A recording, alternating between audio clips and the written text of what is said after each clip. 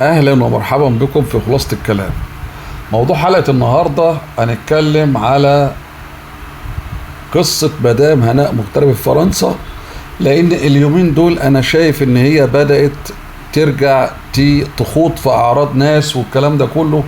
فالحقيقة اللي انا شايفه من جوايا ان الست اللي هي عمالة تخوض في اعراضها دي والراجل اللي عمالة تخوض في اعراضه ده، الحقيقة انا شايف ان هم ما يستاهلوش القصة اللي هي عمالة تعملها. كون ان هي عندها فلس في ان هي مش عارفة تصير القنوات بتاعتها او تمشي القنوات بتاعتها، دي حاجة تانية، ولكن ما يجيش على حساب حد تاني. طبعا من ساعة بمدام هناء حصل انفصال بينها وبين رضا، وهي طبعا تقريبا يعني قنواتها واقعة. ليه؟ برضو رضا كان بيعمل رواج وكان المسيو كان بيعمل رواج، فالامور كلها بقت مرة واحدة، كلها الامور معاها مش مظبطة.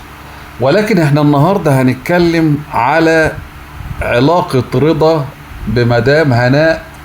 هل هو الموضوع لو كان في حاجة، هل هي الدكتورة عبير السبب، ولا هل فعلا مدام هناء يعني استغلت الظروف ولقتها ان هي فرصة ان هي تبقى مادة تشتغل عليها؟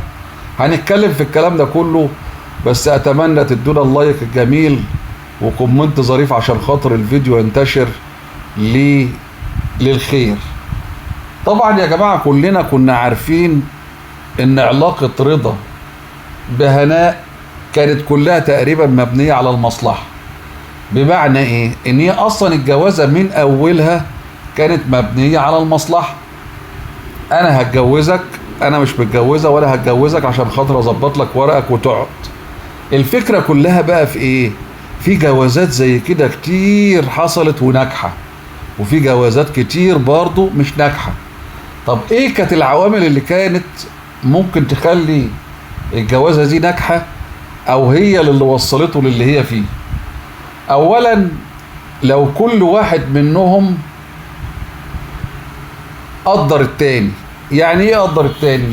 يعني انا النهارده ما بقاش النهارده عشان خاطر ان انا اتجوزتك وكان في ايدي ان انا ممكن اظبط لك ورقك ان تاني عايرك طول العمر، او ان تاني اقل منك، او ان انا تبلي اتني اوصلك ان انا اللي بصرف عليك، او كلاكها حاجات كتير قوي قوي بيبقى منها حاجات كانت واضحه ان مدام هناء كانت عايزه تسيطر على رضا بكل السبل. فالحقيقه مفيش رجاله بتبقى كده. انت تعملي اللي عليكي كست والباقي ده بتاع ربنا. يعني تعملي اللي عليكي وتقدمي كل الحاجات الحلوه لجوزك، وتستني تشوفي هل هو ابن اصول ممكن يمشي معاكي بالاصول ولا ما يمشيش. طيب بحكم ان احنا اللي نعرفه عن رضا ان هو، انا شايف ان هو كان راجل محترم وراجل متربي وراجل ابن ناس. والحقيقة انا كنت تملي بشوف الكلام ده لما بشوف والدته واشوف الفيديوهات بتاعت والدته واشوف عياله اللي أمرة، تحس ان هم عيال متربيين. يعني ستهم عرفت تربيهم، اللي هي ربت مين؟ اللي هي ربت رضا. فالحقيقة انا شايف ان الموضوع كله اصله وبدايته كلها كانت من مدام هناء. مدام هناء هي اللي كانت بتوصل رضا ان هو عايز يطير، عايز يفج، بس اللي كان مصبره انه عايز يعمل فلوس ووراه التزامات، وعايز يعمل لعياله حاجة، وعنده بنات بدأت تكبر، ثانوية عامة، شوية كليات، عايزين يتجهزوا، عندهم بيت عايزين يعملوه. فكانت الحقيقة ان هي كان مضطر ان هو يستحمل. بس هل الاستحمال على الكرامة بينفع؟ لا طبعا. ولكن في الاول وفي الاخر ان الموضوع كله، انا كنت شايف ان مدام هناء لو هي عرفت تعامل رضا كويس ما كانش فيه اي مشكلة. حتى لو كانت هي اكبر منه في السن الموضوع ما كانش قصة. فاللي انا شايفه ان هي السبب في اللي حصل ده كله، هي السبب في ان هي وصلت الراجل ان هو يوصل للمرحلة ان هو يطلق، هي اللي وصلت ان الكلام ده كله.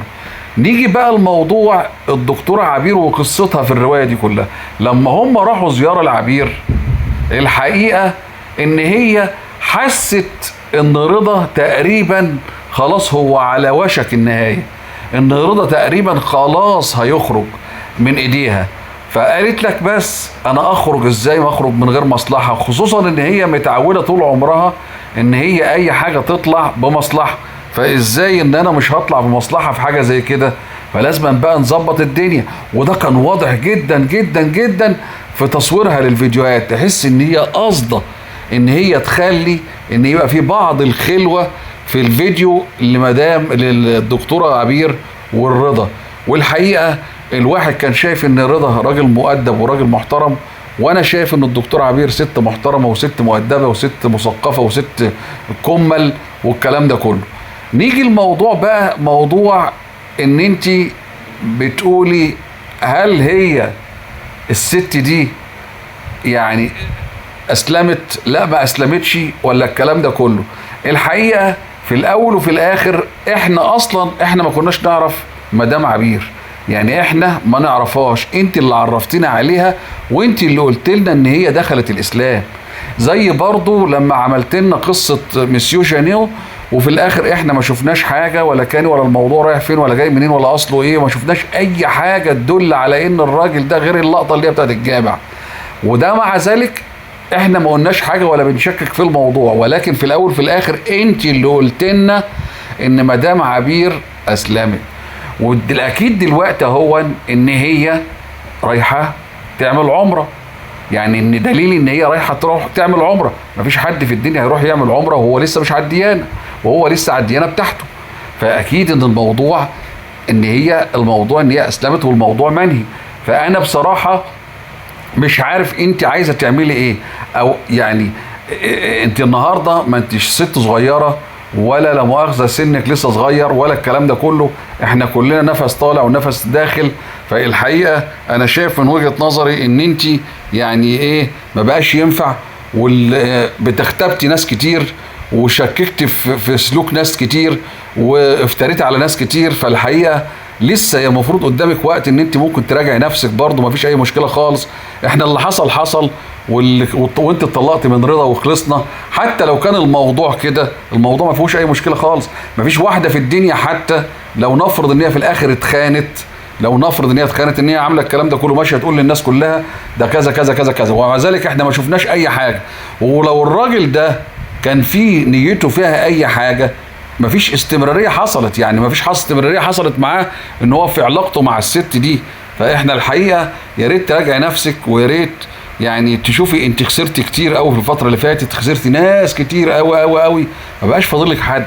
يعني انا شايف ان ما بقاش فاضل لك حد. فانا من وجهه نظري ان انت تراجعي نفسك، ومفيش اي مشكله ان الانسان يراجع نفسه، بلاش ان الانسان يتنه ويفتري على ناس. اتمنى الرساله تكون وصلت، واشكركم والسلام عليكم ورحمه الله.